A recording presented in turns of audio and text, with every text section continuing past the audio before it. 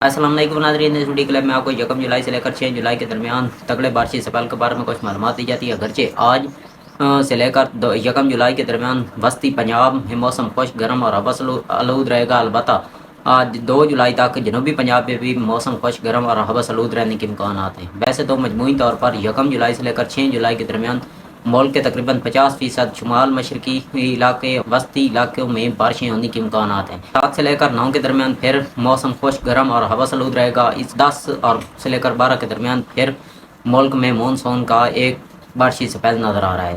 تو اس کی تفصیلاً بات کریں تو 1 جولائی سے اس بارشی سلسلے کا آغاز ہو جائے گا، جو شمال مشرقی لاہور، قصور، اوکاڑا بلکہ مغربی پٹوار کے علاقے اٹک تک بارش ہونے کے امکانات ہیں۔ اس کے علاوہ جو 1 جولائی کو ڈی آئی خان میں بھی کچھ بارشی ایکٹیویٹی ہونے کے امکانات ہیں۔ توسن کے کچھ علاقوں میں بھی بارش ہو سکتی ہے۔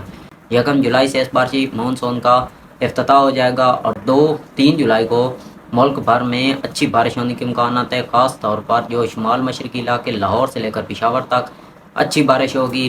وسطی پنجاب کے جھنگ، سرگودا، فیصل آباد، بکھر، میاں والی، لیا، توسا کے علاوہ سہیوال میں بھی، بلکہ جنوبی پنجاب کے ملتان تک اچھی بارش ہوگی 2 اور 3 جولائی کو۔